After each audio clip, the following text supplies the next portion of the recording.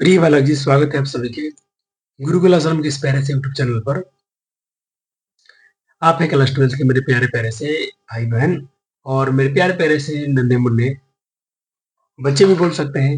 चलिए एक बार देखते हैं बच्चे जी, आप हिंदी जो सीरीज चल रहा था, हिंदी में हम बात करेंगे अगले सेशन का और अगला अपना काव्य खंड ही होगा। आपको एक क्या मैं बोला हूँ, आपको ये बोला गया है कि थोड़ा सा कहानी आप थोड़ा सा पढ़ लीजिएगा, थोड़ा सा खुद से रीडिंग कर लेना है, ताकि रीडिंग करके और अपना एमसीक्यू जो भी बुक खरीदे हैं उसको आपको थोड़ा सा अभ्यास कर लेना है। हम बहुत जल्दी कहानी के भी सीरीज लेकर आने वाले हैं। आपको काव्य खंड का अपना सब कुछ पता चल गया होगा कि हम लोग किस तरह से पढ़ रहे हैं। हम लोग एक भी चीज को छोड़ते नहीं है। अपना लेक्चर वन शॉट होता है, एक बार में कवि परिचय, भावार्थ, उसके क्वेश्चन, बुक के क्वेश्चन आंसर प्लस पीवाईक्यू सब हम लोग कवर करते हैं एक लेक्चर में। तो मुझे थोड़ा समय लगता है उस चीज को प्रिपेयर करने में। मैं भी आपके समय ज्यादा नहीं लेता हूँ। देखिए आज के अब जो हम कविता पढ़ने वाले हैं, हम लोग करवक पढ़ लिए, पद पढ़ लिए, दूसरा पद भी पढ़ लिए, छपाई भी पढ़ लिए हैं, कवित भी हो गया। तुमुल कुलाहल कलह में हम करेंगे टोटल शायद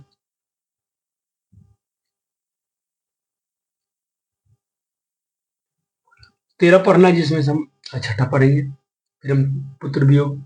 मैं जल्दी जल्दी कोशिश करता हूँ ये काव्य खंड खत्म हो जाए, ताकि आपको भी इस महीने में एग्जाम भी है। मैं चाहता हूँ कि इस महीने में एक और लेक्चर दे दूँ, ये वाला पुत्र वियोग, ताकि अगले महीने से हम लोग इसको करते रहेंगे।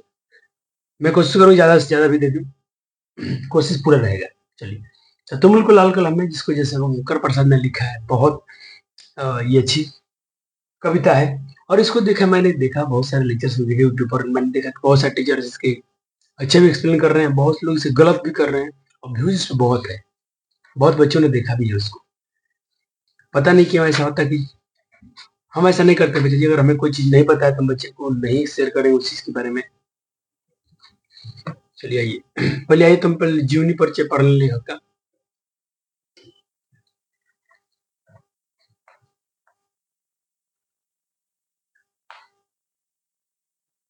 तुमुल को लाल कलम में लिखा है जयशंकर प्रसाद ने। और अगर इनकी बात कर ले हम लोग,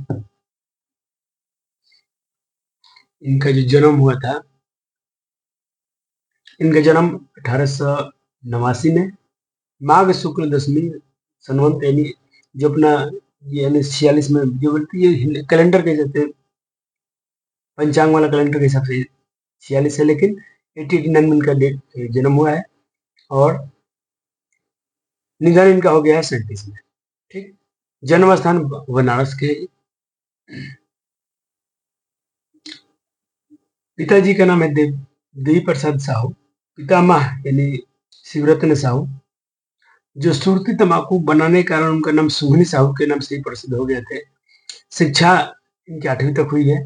संस्कृत, हिंदी, फारसी, उर्दू शिक्षा पर घर पर नियुक्त शिक्षक द्वारा इनको मिला है। विशेष परिस्थिति, अब घर में इनके साथ क्या विशेष होता है? इनका विशेष होता है कि जब 12 साल के थे तो इनके पितृविहीन पिताजी मर जाते हैं। 2 वर्ष के बाद फिर माँ भी मर जाती है। परिवार में गृह कलह की स्थिति आ जाती है। ज्येष्ठ भ्राता, ये परीक्षा में पूछा गया है कि इनके बड़े भ्राता कौन है। ज्येष्ठ भ्राता इनके हैं बच्चा जी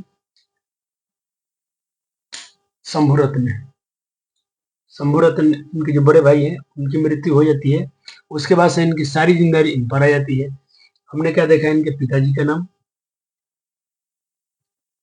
पितामह। पितामह बोले तो इनके दादाजी बोल सकते हैं आप।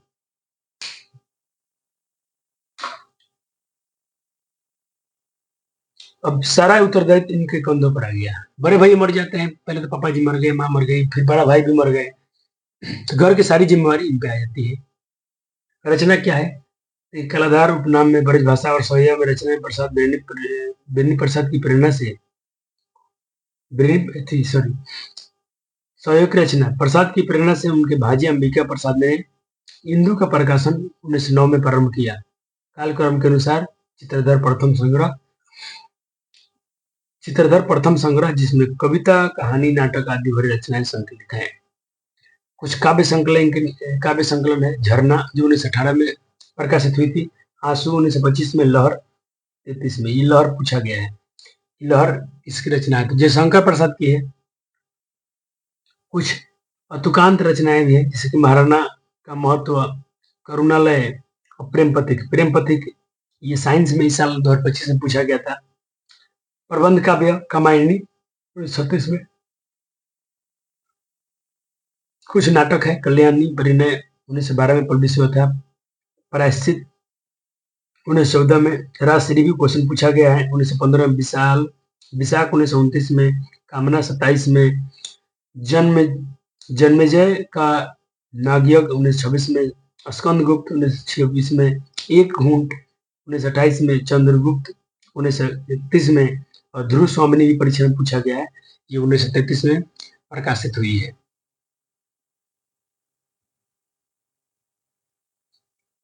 हालांकि आधुनिक हिंदी के स्वच्छंद काव्यधारा की किस काव्यधारा कवि है? स्वच्छंद काव्यधारा के अंतर्गत छायावादी कवि है कौन? जयशंकर प्रसाद।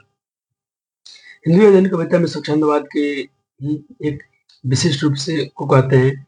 इस विशिष्ट भावधारा में व्यक्ति चेतना, स्वानुभूति, प्रकृति, साहचर्य, उन्मुक्त प्रेम, कल्पनाशीलता, स्वतंत्रता भावना आदि नवीन भावों की उत्कट चेतना थी, और अभिव्यक्ति पद्धति में लाक्षणिकता, चित्रात्मकता, अमूर्तन, रहस्यमकता, रहस्यकमता यानी रहस्यात्मकता जो है इनकी, दार्शनिकता, संगीतता, काव्य भाषा और अभिव्यक्ति पद्धति के में परंपरा के जर्जर विगलित रूपों तथा रूढ़ियों का निषेध एक ऐसी सृजनात्मक मौलिकता थी जिनमें बहुत नवाचार झलकते थे। वास्तव में छायावाद की काव्य भाषा और अभिव्यक्ति पद्धति परंपरा का पूर्ण निषेध न होकर उसका पूर्ण जन्म था। उसमें परंपरा की नवीन स्मृति थी। जयशंकर प्रसाद का साहित्य इन तथ्यों का प्रामाणिक साक्ष्य प्रस्तुत करता है। देखिए यहाँ से याद रखना आपको कि ये किस काव्य धारा कवि है, तो स्वच्छंद काव्य धारा के अंतर्गत छायावादी कवि है।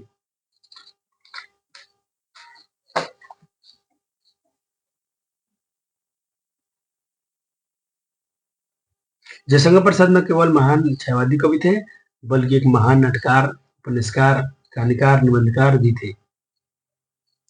इन विधाओं और साहित्य रूपों में युगंतकारी अवदान है।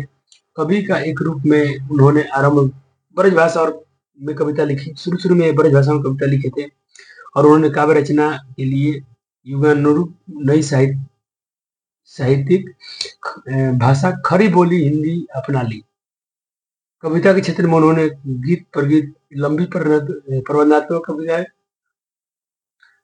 आदि शैली रूपी प्रतिनिधि उत्कृष्ट काव्य कृति की है। वह आधुनिक हिंदी के श्रेष्ठ महाकाव्य भी है। देखिए क्वेश्चन यहाँ से छूट गया। जो उनके श्रेष्ठ अवदान है जो कामायनी है, जो बहुत श्रेष्ठ महाकाव्य थी। इनकी कामायनी सबसे फेमस और महाकाव्य है।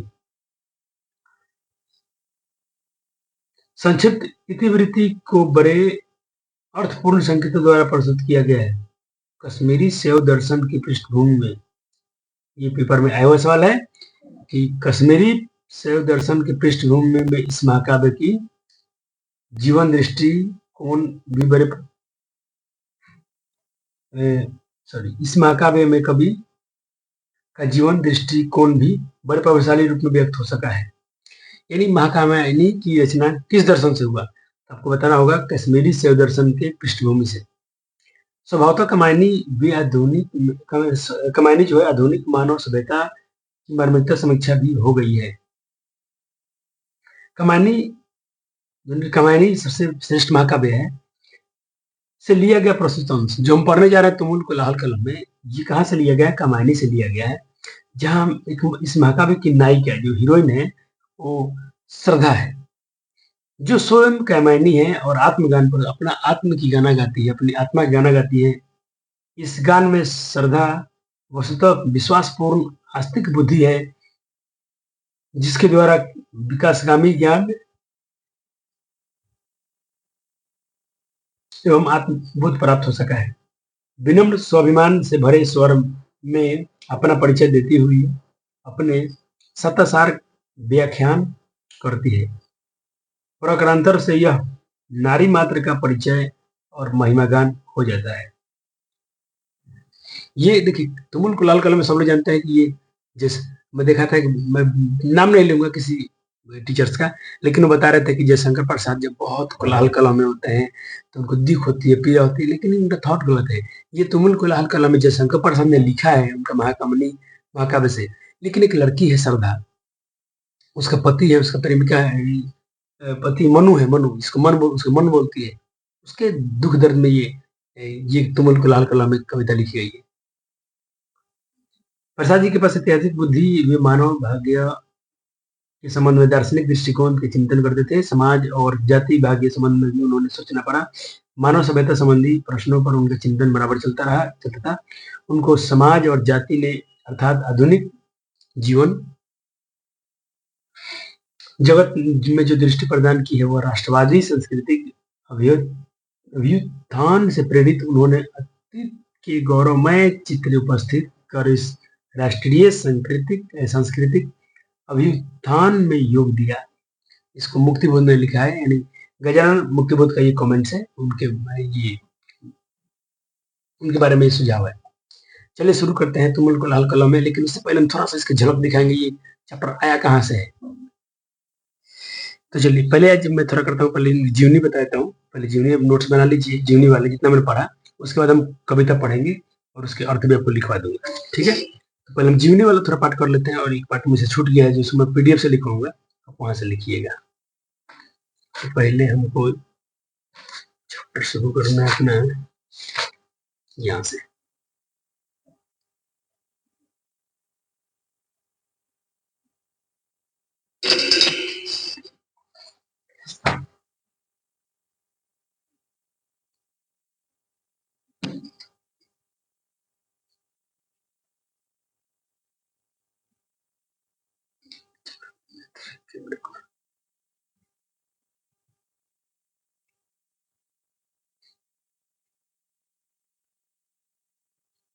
तो डेट याद रखिए, काव्य संकलन वाला कब किसकी कौन कब प्रकाशित होता है, इसका डेट याद रखिए। इसका डेट सब डेट भी पूछा गया है पेपर में, और इसे डेट बहुत दिया गया है, ये सबसे बड़ा समस्या ही है।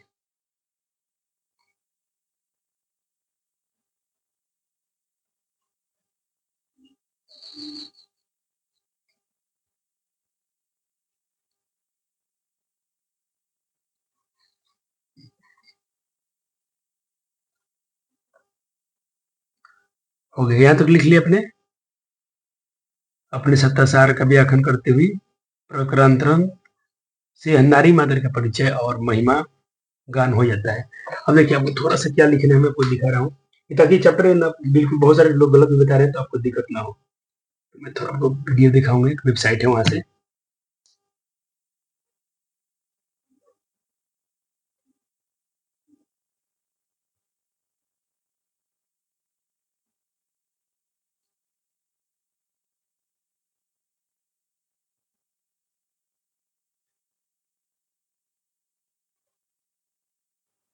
तो अपने नोट में ये लिख लीजिएगा, नोट्स में आपको लिखना है कि पात्र, इस चैप्टर में पात्र आए हैं। मनु मतलब मनुष्य का मन होता है, श्रद्धा मतलब मनुष्य के हृदय, और ईरा मतलब मनुष्य की बुद्धि, ठीक है। अब इस पर आपको ये थोड़ा सा लिखना है, ये कमांडी है, ये चैप्टर को समझ में आ जाए। देखिए, मनु जब यह करते हैं उसके बाद श्रद्धा से शादी होती है। श्रद्धा कौन है? मनुष्य के हृदय, जो उनका मन के कृषि कार्य गोपालन करते हैं। गोपाल श्रद्धा माँ बनने वाली होती है। श्रद्धा को एक बेटा होता है, बेटा के जन्म के बाद अधिकतर समय वो अपने बेटे को देने लगती है, तो पति से अपने समय कम दे पाती है। तो मन को ऐसा लगता है श्रद्धा से अब उनका प्यार जो है कम हो गया है, जिसे श्रद्धा को छोड़कर चले जाते हैं। मन की ईरा से मुलाकात होती है। देखिए, ईरा मतलब आपने पढ़ा कि मनुष्य की बुद्धि, ईरा मतलब बुद्धि। मन की ईरा से मुलाकात होती है, मन और ईरा से प्यार करने लगते हैं। यहाँ ईरा मतलब मनुष्य की विधि बताया गया है, और मन जो है इनके मतलब ईरा से प्यार करने लगते हैं। मन जब ईरा से जोर जबरदस्ती करते हैं तो ईरा की राज्य इसका विरोध करती है, वो दूसरे से जबरदस्ती करने लगते हैं, तो वहां की राजा जबरदस्ती करती है, उन्हें पीट पीट कर घायल कर देती है। अब श्रद्धा, श्रद्धा कौन है? इनकी पत्नी है।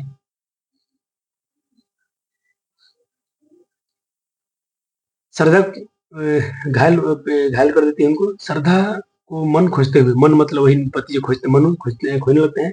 ईरा के राजमहल में अपने बच्चे मानव के साथ निर्वेद स्वर्ग पहुंच जाती है वो। फिर वहां उसकी पत्नी पहुंच जाती है वहां पर।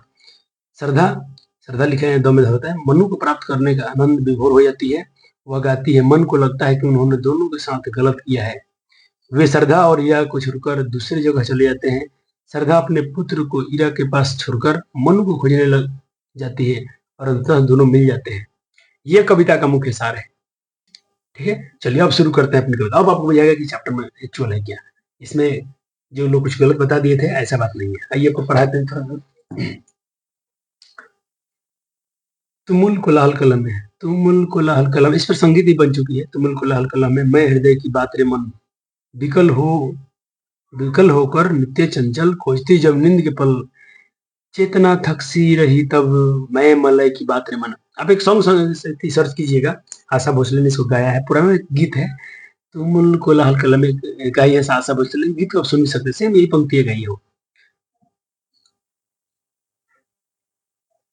अब देखिए यहाँ पर क्या होता है। तुमुल कोलाहल कलम में जो श्रद्धा है अपने मन से, अपने पति से, मनु जो मन है उनसे कहती है, जब तुम कोलाहल कलह में, जब तुम बहुत हो हल्ला में, इस बहुत अत्यधिक शोरगुल में, कलह में जब होते हो, तो मैं हृदय की बात रे मन, मैं आपकी हृदय की बात होती हूँ। मैं आपकी भावना समझती हूँ आपकी। विकल होकर नित्य चंचल, खोजती जब नींद के पल, जब तुम थक जाते हो काम करते करते, जब थके होते होते हो, नींद का कोई समय खोजते हो, एक पल खोजते हो, और चेतना थक सी जाती है तब, और आपकी मस्तिष्क से थक से गए होते हैं तब, मैं मलय की बात रे मन, अपने अपने पति से कहती है, मन से कहती है, उस समय आपके लिए मैं ठंडी हवा के समान हूँ। क्योंकि उनको पति को लगता था कि उनकी पत्नी उनसे प्रेम कम करती है क्योंकि पुत्र हो गया है।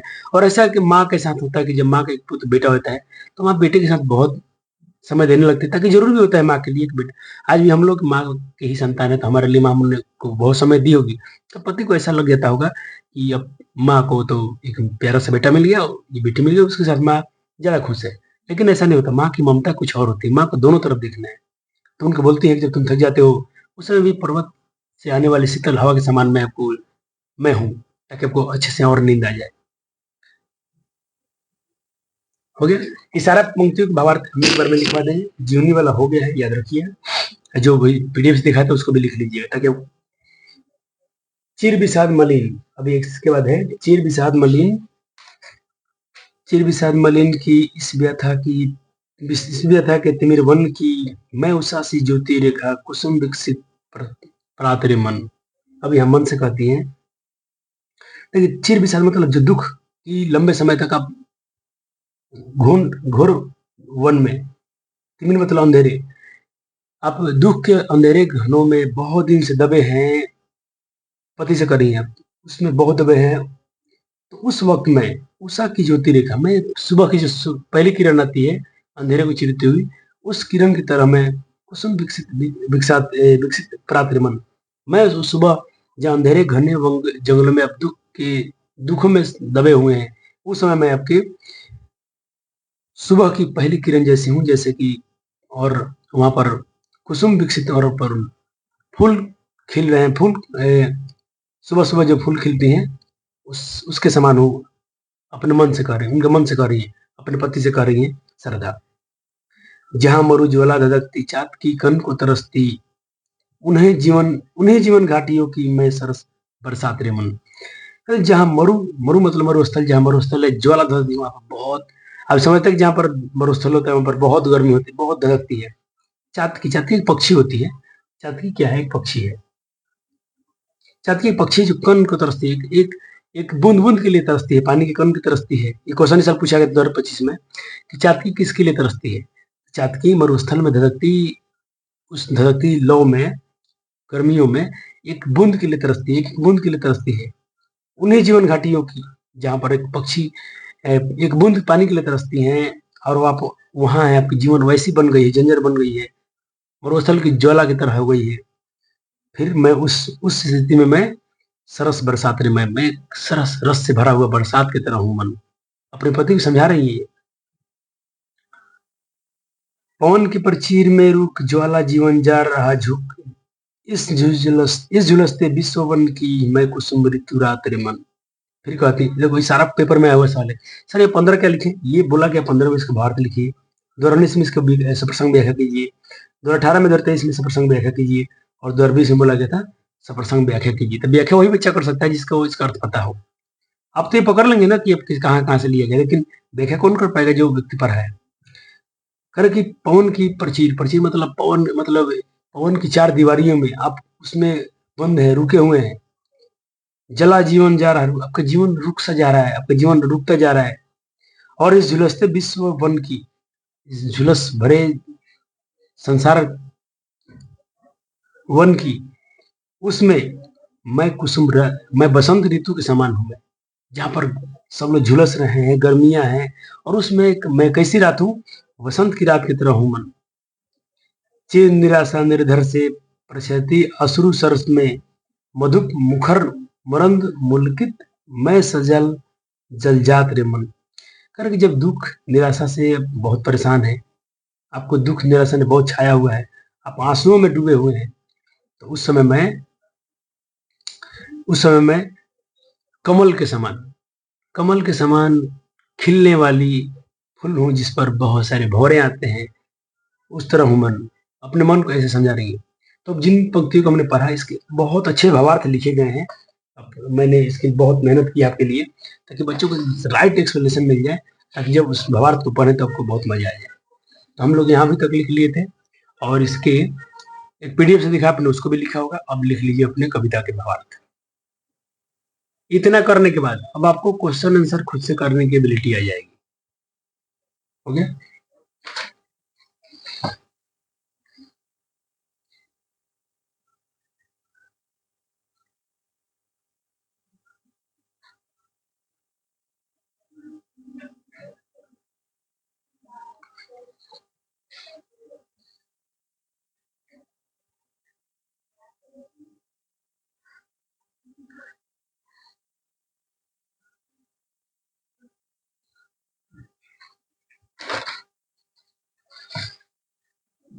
चलिए अब देखिए, बुक के सवाल जब पूछे गए हैं, प्रश्न उत्तर। हृदय की बात का क्या अर्थ है, या एक क्वेश्चन पूछा गया तो घुमाकर हृदय की बात का क्या कार्य है। हृदय की बात का काम क्या है? हृदय की बात का काम है कि जब इस अत्यंत कोलाहल कलापूर्ण संसार में मन के लिए शांति जो होती है, हृदय से मिलती है। हृदय का काम है कि प्रेम, करुणा, शांति, कोलाहल का दर्द प्रदान करना, जिसे मनु जो है उसको पाकर सब भूल जाते हैं। ये कविता में उषा की भूमिका क्या है? उषा में पर थे आप लोग थोड़ा व्यर्थ में, कि जब दुख दर्द में आप होते हैं तो उस समय मैं क्या हूं, मैं सुबह की उस किरण की तरह हूं, जैसे उदासी भरा और उदासी आपका हट जाए और उसका काम होता है स्वस्थ और सुंदर आशा की एक उम्मीद की तरह जगाते हूं मैं। चातकी किसके लिए तरसती है, 2025 में पूछा गया था सवाल। तो चातकी एक पक्षी है जो संसार मनोसर की आग में झुलसता रहता है, तो उस समय चातकी एक बूंद के लिए तरसती है।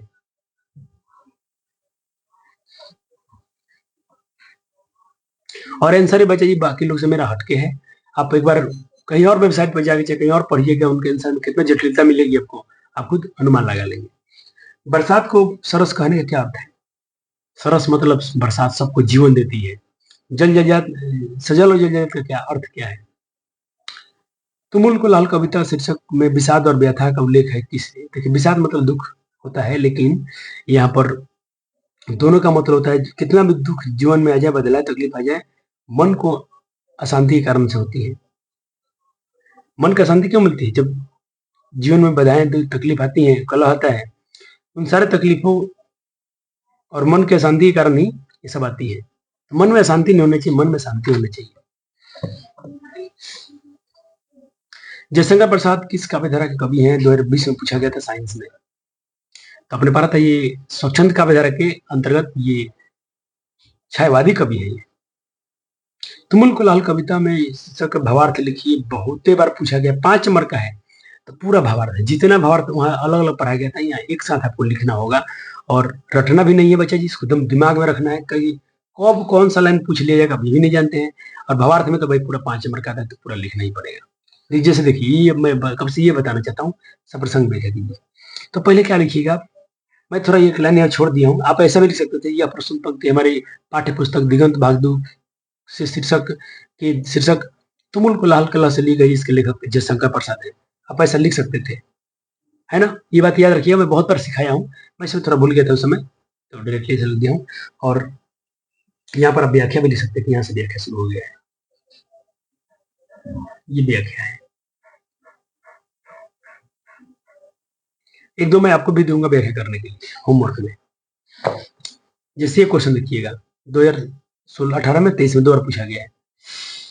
कहता है कि निम्नलिखित उत्तरों के प्रसंग में है कीजिए। तब ये सवाल पूछा, जहां मरु ज्वाला धधकती चाँद की कन को तरसती, उन्हीं जीवन घाटियों की मैं सरस बरसात रे मन। तो आप लिखेंगे यह प्रश्न पंक्ति हमारी पाठ्य पुस्तक दिगंत भाग दू के तुमुल कुलाहल कलह में शीर्षक से है, जिसके लेखक कौन है, जयशंकर प्रसाद, आप ऐसे लिख सकते हैं। लेकिन मैं ये लिखा हूँ कमानी महाकाव्य का अंश से ली गई है, जिसके रचनाकार जो है जयशंकर प्रसाद है। लेखक इतना काम करने से 2-3 नंबर आपको मिल जाते हैं कि अपने किस चैप्टर का है, अब व्याख्या कर दीजिएगा। एक तो आपके लिए छोड़ के जाऊंगा ही, ये वाला व्याख्या करना है। पहले क्या लिखेंगे आप लोग?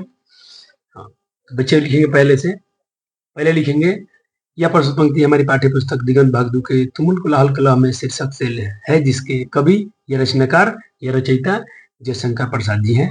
अब व्याख्या लिख दीजिए। व्याख्या में इसका अर्थ तो पढ़ा ही दिया हूँ, वहां से उतार लेना। एक होमवर्क में रहेगा पूरा टोटली। चेतना थक सी रही तब मैं मलय की बात रे मन, ये 2015 में पूछा गया था। बस कर लीजिएगा। अब मैं आपके एमसीक्यू करा देता हूँ, कुछ नहीं, मैं तो ये बुक का है, देखिए प्रेम पथिक शीर्षक रचनाकार कौन है, तो ये तो इस साल पूछा गया था, 2025 में पूछा गया है। कमायनी शीर्षक महाकाव्य की प्रकाशन कब हुआ है, तो बच्चे 36 में हुआ था। जयशंकर प्रसाद किसी भी कवि है, तो ये भाई छायावाद की कवि, ये भी 2025 में सवाल आया हुआ है। कवि जयशंकर प्रसाद के ज्येष्ठ भ्राता का नाम क्या है, उनका ज्येष्ठ भ्राता कौन थे, शंभू रतन सिंह है। लहर शीर्षक के रचनाकार कौन है, जयशंकर प्रसाद है। लेकिन ये कब आया था, तो 2033 में प्रकाशित हुआ था। किस दर्शन से, ये सवाल में फंस गए हो बच्चे, 2025 में आया था। किस दर्शन की पृष्ठभूमि में कमायनी का महाकाव्य की रचना की गई है, तो वहां पर आपने पढ़ा था कश्मीरी शव दर्शन के। अगला सवाल है, राजश्री शीर्षक के नाटक रचनाकार कौन है, रचयिता कौन है, तो इसके रचनाकार रचयिता है जो है जयशंकर प्रसाद है। देखिए बच्चे, मेरे पास समय कम था, तो मैंने ये क्वेश्चन भी है, ये जयशंकर प्रसाद के नाट्य कृति इनमें से कौन है, तो ध्रुव स्वामी जो है ये है। हो गया। अब हम चलते हैं, ये नाम के नाटक, चलो मिला लेते हैं, वो जीवित है मेरे पास। नाटक कौन सा है, नाटक इनका कल्याणी परिणय, क्या पूछा गया, नाट्य कृति।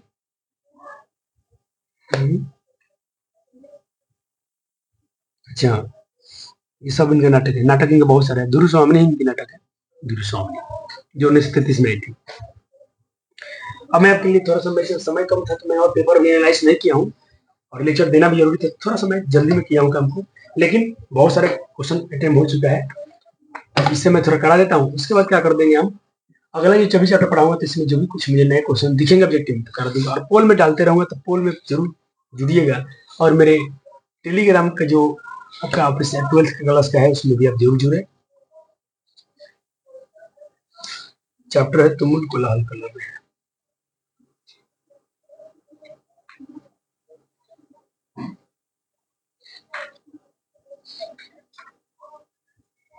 तो मैं आज समय कम है, तो मैं सिर्फ आपके लिए छोड़ के जाता हूँ, इसको आप करके रखिएगा। मैं इसका देखता हूँ आप कितने सही करते हैं, आप इनके सारे क्वेश्चन करके रखिएगा।